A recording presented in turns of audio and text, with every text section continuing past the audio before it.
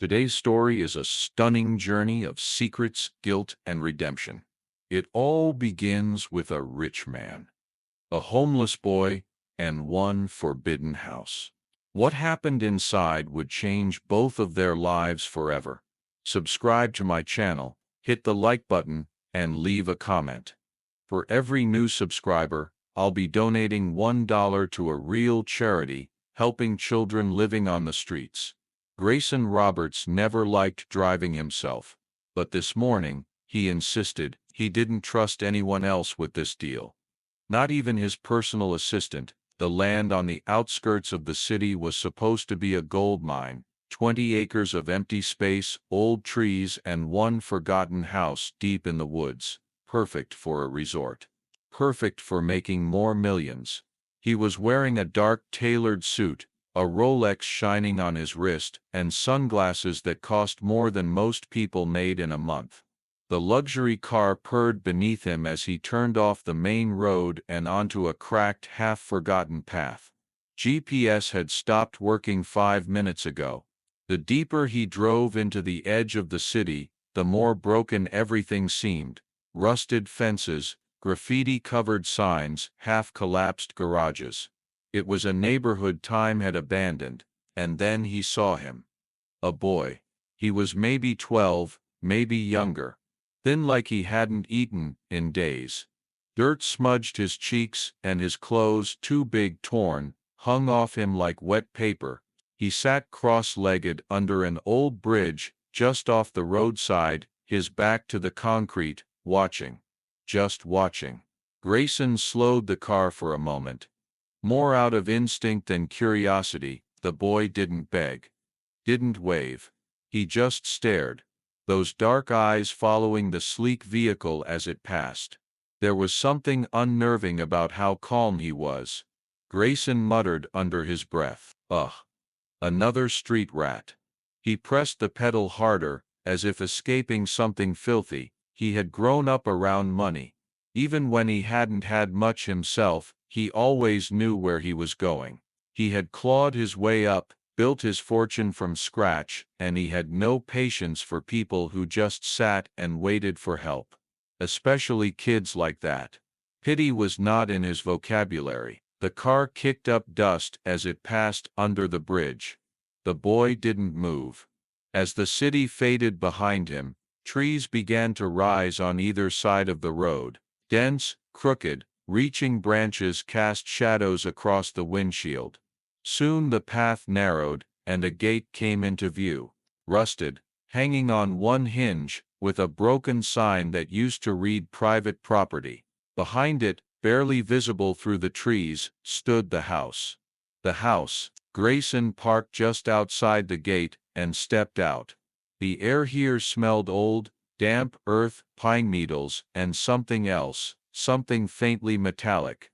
He adjusted his jacket, checked his phone, no signal, and grabbed the folder with property documents. Everything looked fine on paper, just a formality. Really. A quick walkthrough and he'd call the lawyer to finalize it. But as he walked toward the gate, something tickled the back of his neck. That feeling, like when someone is watching you. He turned around. Nothing but trees, birds, and silence. Shrugging it off, he stepped forward. The wind picked up slightly, rattling the broken sign. For a moment, he thought he heard something in the distance. A voice? No. Just the woods playing tricks. He didn't know yet that the boy had followed him. He didn't know that this land wasn't just abandoned, it was haunted by truth, and that someone out there still remembered what had happened in that house. But he was about to find out, and the boy under the bridge wasn't watching him by accident. The gate creaked as Grayson pushed it open with his shoulder. The hinges groaned like something waking from a long, bitter sleep. Beyond it, a gravel path stretched toward the house, an old, two-story structure of weathered wood and shuttered windows. Moss covered the lower walls. The porch sagged slightly to one side. Yet somehow, despite years of abandonment, the house looked untouched. as if someone had been waiting inside. He stepped carefully, every crunch of gravel underfoot sounding louder than it should. Birds had gone silent. Not a single leaf rustled. Even the air seemed to thicken around him, as if holding its breath. Grayson muttered to himself, "Ridiculous. It's just a house." He reached into his coat and pulled out the key, a long, cold thing on a simple metal ring. The former owner had mailed it in with the paperwork, saying nothing more than, "Use it if you must. I won't ever step foot there again." Grayson approached the front door. The wood was solid, painted deep green, now chipped and faded. The handle was bronze, slightly tarnished, but intact. He raised the key, slid it into the lock. Just as his hand moved toward the doorknob, a voice cut through the silence. "Don't go in that house." Grayson froze. His heart punched once against his chest. He spun around. The boy, same torn clothes, same hollow cheeks, but now he stood right in the middle of the gravel path, panting as if he had run the whole way from the bridge. His eyes, dark, wide, and completely serious. Grayson dropped his arm. "What the hell are you doing here? Are you following me?" The boy didn't move. "I lived there, years ago." Grayson's lip curled. "Oh, so now you're some kind of ghost tour guide? Listen, kid. This is private property. You want to play spooky stories? Go do it somewhere else." But the boy didn't blink. He stepped forward. "There's something in that house. It doesn't like visitors." Grayson laughed bitterly. "What is this? Some scam? You gonna tell me it's haunted, and then ask me for money so you can perform a little street exorcism?" "I'm not asking for anything," the boy said.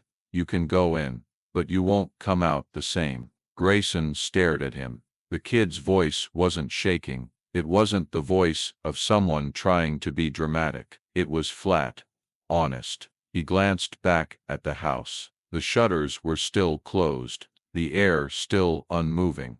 He turned back to the boy. "You're wasting my time, and you're wasting your second chance," the boy said. Grayson stepped off the porch, closing the distance between them in 3 strides. He leaned down. "Second chance? What does that mean?" The boy looked up at him and said, "You forgot this place, but it never forgot you." Grayson's breath caught. For a moment, a flicker of something, a memory, stirred in the back of his mind. The boy added, "You think you're here for business, but the house brought you back for something else." Grayson backed away slowly. "I don't have time for this. You need help, or meds, or both." He turned his back and marched toward the door. The boy didn't stop him this time, but just before Grayson touched the handle again, the boy called out, "Look in the upstairs bedroom. You'll remember." Grayson hesitated. His hand hovered in the air. Then he took a deep breath and pushed the door open. Grayson stood in the doorway, but before he could take another step inside, a voice behind him whispered, "I didn't always live under a bridge, you know." Grayson turned. The boy hadn't moved from where he stood in the gravel path. His shoulders were hunched, hands in his jacket pockets, face unreadable, but his voice had changed. Softer now, like he wasn't warning anymore, just remembering. Grayson said nothing. Something in the air told him to let the boy speak. "My name's Mikey. I used to live here, a long time ago, with my mom." Grayson frowned. Mikey. The name stirred something again. Something buried, like a song from childhood you couldn't place but felt inside your bones. Mikey took a step closer. "We weren't rich or anything, but we had this house. She made it feel warm. Candles everywhere. Music playing at night. She used to dance in the kitchen with flour on her cheeks. We laughed a lot. A lot, especially when it rained." He stopped. His eyes dropped to the ground. "Then one day, she started acting scared. She'd double lock the doors, kept the curtains closed, even during the day. She stopped playing music. Grayson leaned slightly on the porch railing, watching the boy, but not interrupting. She made me sleep in her room. I remember her whispering to someone on the phone late at night. She told them to stop calling.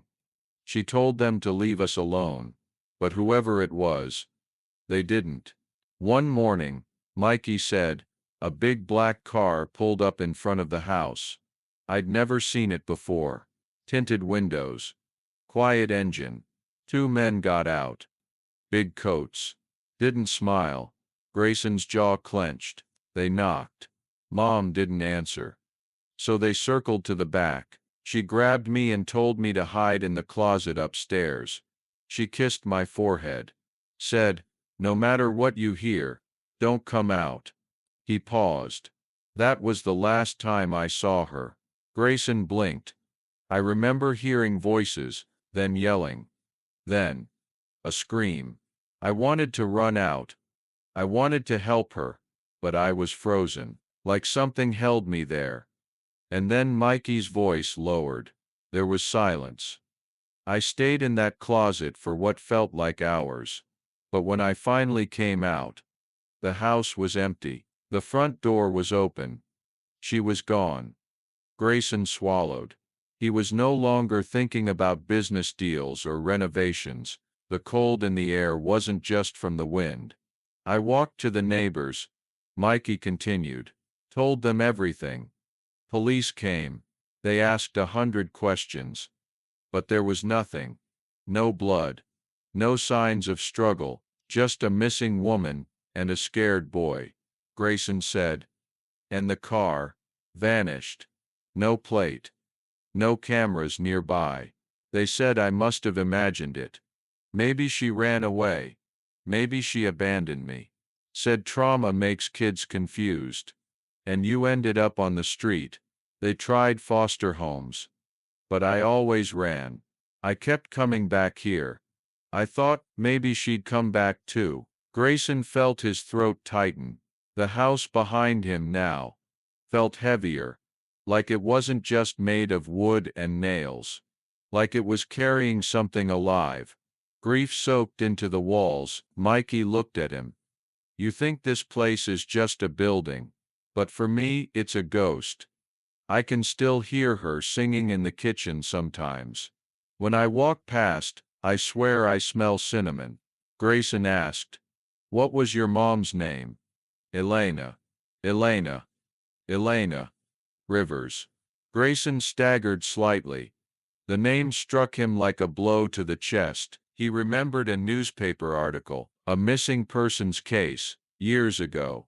A photo of a smiling woman in a red sweater, eyes full of warmth.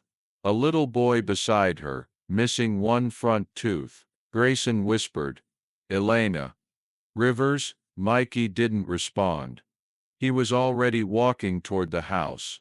You still want to go inside? He asked. Grayson hesitated. His hand tightened around the key still in his pocket. Yes, he said. I need to know what's inside. Mikey nodded. Then don't look with your eyes. Look with what you've forgotten. And with that, he pushed the door wide open. Grayson's hand hesitated for a moment on the door frame. Behind him, Mikey stood silently, his eyes fixed on the porch like he wouldn't dare take another step. Grayson took a breath and stepped inside. The smell hit him first. Dust, mold, and something else. Memory. The house was quiet, too quiet, but not the peaceful kind. It was the kind of silence that shouted, the kind that waited for you to make a sound, so it could answer with something worse. Grayson looked around. Furniture still stood where it once had. A coat on a hook. A child's backpack slumped against the wall near the staircase. Plates still on the kitchen table, covered in a thick coat of dust. There was no sign of robbery. No vandalism. No graffiti. Just time frozen. He ran his fingers along the edge of the fireplace mantel. Candles, a chipped picture frame. The photo inside had faded, but he could make out a woman's outline and a boy's small figure. Mikey's voice echoed faintly from the doorway. "That's us, before everything." Grayson glanced back but didn't answer. Something in him was unraveling. Thread by thread, he walked toward the hallway and noticed the door to the basement slightly ajar. He descended the wooden steps slowly, each creak sounding like it could wake something that had been asleep too long. The basement was cold. Concrete walls, rusty shelves, a broken water heater in one corner, and then a dusty wooden box shoved behind an old trunk. He pulled it out, coughed at the dust cloud. Inside the box were papers, old receipts, some birthday cards, drawings done in crayon, a stick figure holding hands with a taller one, labeled "Me and Mom." Then, photographs. He flipped through them quickly, almost mechanically. Then he stopped. There was a photo of his father, standing in this very house, and beside him, the woman from the earlier frame, Elena, Mikey's mom. Grayson stared at the photo, his hand trembling. His father had died years ago, a respected businessman, clean image, full of charm. But this was something different. He recognized the watch on the man's wrist, the same one buried with him. This wasn't just a handshake or friendly visit. The man had been here, had known Elena, and in the bottom of the box, a sealed envelope, yellowed with age. On the front, written in neat cursive, "For Grayson." He sat down slowly, on the dusty step, and opened it. The letter read, "Grayson, if you're reading this, it means the truth finally found its way home. I never meant for you to get involved. You were just a boy. But the sins of our fathers, they always echo. Your dad and I, we shared something once, before his life turned into power and politics, before he changed. When he came back into mine, years later, I was foolish enough to believe there was still good in him. But then things went wrong. I discovered something I wasn't supposed to see. I threatened to go to the police, and that's when he warned me. Said he'd make me disappear if I talked." I didn't think he meant it. Not really. But then, the black car showed up. "If this is in your hands now, Grayson, please, help Mikey. He's your brother. He deserves the truth, and he deserves to live without this shadow. Forgive me for not doing more when I had the chance." Elena. Grayson read the letter again, and again. His heart thundered. Mikey. His brother. His mind reeled. Suddenly, the resemblance made sense. The eyes, the chin, how he felt something stir when he first saw the boy. It wasn't just guilt, it was blood. He sat still for a long time, the letter in one hand, the photograph in the other. The past had caught up to him, not with noise, but with a whisper. Upstairs, he heard Mikey shifting on the porch. Grayson stood, climbed the stairs slowly, and opened the door. Mikey looked up at him. Didn't speak. Grayson walked to the edge of the porch, held out the letter. "This was for me. From your mother." Mikey took it silently. Read. When he reached the bottom, his hands shook. He looked up. "So you knew my dad." Grayson's eyes were tired now, wiser, sadder. "No. I didn't. Not really. But maybe. I knew who I thought he was." Mikey stared at the man in front of him. The millionaire. The stranger. The brother. And now. Grayson swallowed hard. "Now I think I need to make things right." Grayson had never felt farther from home than he did in his penthouse that night. The city lights shimmered beyond the floor-to-ceiling windows, but they felt hollow now. Just reflections, like everything else in his life. He sat at his desk, The letter from Alina lying beside a framed portrait of his father. William Roberts. The great William Roberts. Philanthropist. Innovator. Empire builder. Liar. Grayson picked up the phone and dialed. Marcus. It's me. I need you to dig into something. Quietly. His lawyer didn't ask questions. That was his job. Anything in particular? My father. The Roberts Foundation. Any black sites. Medical programs. Especially anything tied to a place called Forest Ridge or experimental trials. There was a long pause. Understood. It took less than 24 hours. The file Marcus brought him was slim but terrifying. Grayson read through every line with growing sickness. Back in the early 2000s, the Roberts Foundation had funded a series of closed clinical environments, supposedly wellness retreats for low-income families to receive free medical treatment and housing. The language was polished, compassionate, but the buried reports, redacted memos, and sealed testimonies painted a darker truth. The Forest Ridge site, the very house Grayson had walked into, had been one of the pilot locations. Women were selected based on socio-economic vulnerability, promised free care, rehabilitation, stability. Instead, they were subjected to unregulated pharmaceutical trials, behavior-altering drugs, sleep studies, injections labeled with numbers, not names. There were mentions of Subject 3A, mother, single, early 30s, resistant to secondary compound, became unstable, transferred. That was the last entry. Grayson's stomach turned. Subject 3A was Elena, Mikey's mother. She hadn't just disappeared. She had been erased. He flipped to another page. A ledger. Payments made to a holding company. Not unusual, until he saw the name of the company. BUR Solutions. His father's initials. This wasn't negligence. It was orchestration. His father had designed the whole thing. Used nonprofit branding to shield experiments, used his wealth to silence lawsuits before they reached the courts. Grayson felt the room tilt around him. The house in the woods, the sealed basement, Mikey on the streets for years. He had been living on the bones of stolen lives. His phone buzzed again. Marcus. One more thing, Grayson. I found someone. One of the original researchers. Name's Dr. Levin. Still alive. He left the program right before it was shut down. Said he couldn't be part of it anymore. I can arrange a meeting. Do it. Grayson hung up. He looked back at the photo of his father. For the first time in his life, he saw it not as legacy, but as a warning.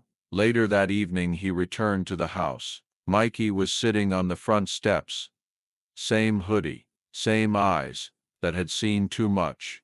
Grayson sat beside him, silent for a while. Your mom was part of something bad. My dad. He ran it. It wasn't just money or business. It was control, experimentation. He used people like they were tools. Mikey didn't say anything. She didn't just disappear. Mikey, they took her. She tried to fight. And they made her vanish. And when they were done, they erased everything. Mikey nodded once. Slowly. So that's why no one ever looked for her. Grayson nodded. Yeah, and why no one ever looked for you. Mikey turned to him.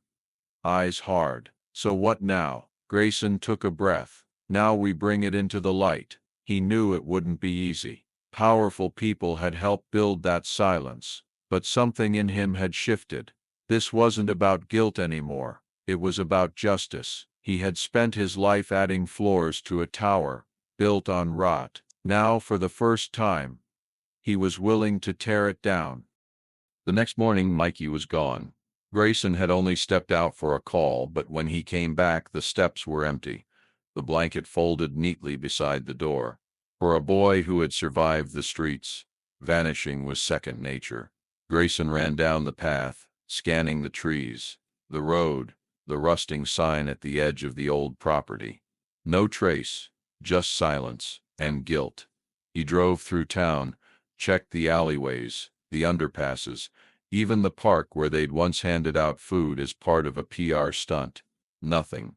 Hours later he found Mikey in the last place he'd expected, sitting alone at the bus terminal, staring at a cracked vending machine. His backpack sat beside him, half open, full of snacks and a torn sleeping bag. Mikey didn't look up as Grayson approached. "You don't get to play hero," said Mikey flatly. "You knew something was wrong. You walked into that house anyway. You weren't supposed to come out clean." Grayson sat beside him. He didn't argue. He just let the silence settle between them like dust. "I read everything," he said quietly. "The files, the letters, the records. My father, he built an empire on people like your mom. On lies, on pain." Mikey looked away, and I benefited from it. I didn't know the details, but I never asked either. I lived in the tower, while others disappeared. Mikey clenched his jaw. "So what? Now you say sorry and we're even." "No," Grayson said. "We'll never be even. That's not how this works." "Then why are you here?" "Because I'm done hiding behind suits and lawyers. You deserve more than apologies, and your mom deserves more than to be a footnote in a secret file." He reached into his coat and handed Mikey a folder. Inside were signed papers. "Guardianship?" Mikey asked. "Only if you want it," said Grayson. "No pressure. You can say no, but if you say yes, I'll make sure you never go hungry again. And you'll go to school. Real school. And I'll be there." Mikey stared at the pages, fingers trembling. Then slowly, silently, he nodded. But even that wasn't enough. That night, Grayson stood in front of a dozen cameras, lights glaring in his face, the downtown press room, buzzing with reporters and executives who thought they were attending another glossy update on the Roberts Foundation's charitable activities. What followed stunned everyone. "My name is Grayson Roberts," he began. "I am the son of William Roberts, and I am here to tell you the truth about the empire he built, and the lives it destroyed." He laid it all out: the secret trials, the erased families, the women who had disappeared under the guise of medical aid. He even held up Elena's photograph, the woman whose son now sat just off stage, watching with guarded eyes. He named names, listed shell companies, read excerpts from internal memos and letters, including the one addressed to him. "I will no longer protect a legacy built on suffering. If that costs me my seat on the board, so be it. If that brings lawsuits, investigations, collapse, so be it. Let it all come down." Behind the cameras, the board members exchanged looks of panic and fury. Whispers turned to arguments. One of them stormed out. Another tried to cut the microphone. Grayson didn't stop. "This isn't about guilt. It's about justice. For Elena. For every name we never knew. For the boy I found under a bridge who had more courage in his silence than we ever had in our power." He stepped down from the podium. The room erupted. Questions, flashes, outrage, but Grayson didn't care. He walked off stage, and straight to Mikey. "Still think I came out clean?" he asked. Mikey looked up at him, just for a second, then gave a small, tired smile. "Not yet," he said, "but maybe you're getting there." The lawsuits came swiftly. Within days of Grayson's public confession, a federal investigation was launched. Journalists unearthed more than he ever imagined: sealed court documents, gag orders, mysterious deaths classified as overdoses. The Roberts Corporation, once the symbol of innovation and philanthropy, became a nationwide scandal overnight. The stock plummeted. Sponsors pulled out. Grayson's face was on every channel, every headline. Not as a CEO, but as a whistleblower. He was called a traitor by the board, a coward by investors, and a hero by those who had waited decades for someone to finally speak. He lost everything: the penthouse, the cars, the trust funds, all sold or frozen. Government officials seized assets as potential evidence.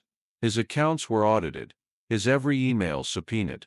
He walked through the halls of his former office building, now half empty, past security guards, who didn't bother to nod. And yet, for the first time in his life, he felt free. Mikey watched it all unfold with quiet intensity.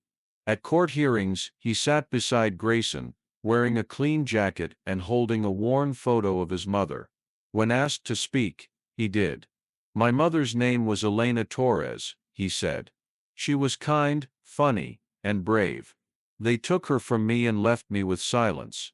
But I remember her. I always did." The judge listened. The public listened. And slowly, piece by piece, justice crept in. Several former executives were indicted. Victims came forward. The Roberts Foundation was dissolved and restructured into an independent trust, one that would directly support families affected by illegal medical testing across the country. And Mikey, finally, was acknowledged. Elena's name was cleared. A monument was placed near the site of the old Roberts facility. With her name engraved among others, Mikey was granted full ownership of the house he was born in, though he chose never to live there again. It was turned into a center for trauma recovery instead. As for Grayson, he disappeared from headlines. He sold the last of his suits, shaved the corporate polish from his face, and moved into a small apartment above a mechanic's garage on the edge of town. He taught kids how to repair bikes, read books to elders at the shelter, and spent his evenings writing letters, one for every victim's family. He got a job as a school janitor, not for lack of options, but because it was honest work. No board meetings, no cover-ups, just floors to mop and students to greet. Sometimes people recognized him. "You're that guy," someone would say. He would nod, humbly. "Used to be, trying to be someone else now." Mikey visited often. He had enrolled in community college and was studying criminal justice. Said he wanted to make sure no other kid ended up on the street because people looked the other way. One evening, as they sat on the stoop sharing sandwiches, Mikey looked over at him. "Do you miss it? The money? The power?" Grayson smiled faintly. "Not really. You know what I missed more? Looking in the mirror and not hating what I saw." Mikey nodded, then bumped his shoulder. "Well, you're not so bad now. Still suck at making coffee though." Grayson laughed. It was the kind of laugh that didn't come from relief or irony, but from something closer to peace. For once, there were no secrets left to guard. No empires left to protect. Only the truth, and what it cost, and what it gave back. And in that truth, both of them, the boy who had lost everything, and the man who had built too much, found something they never had before: a second chance.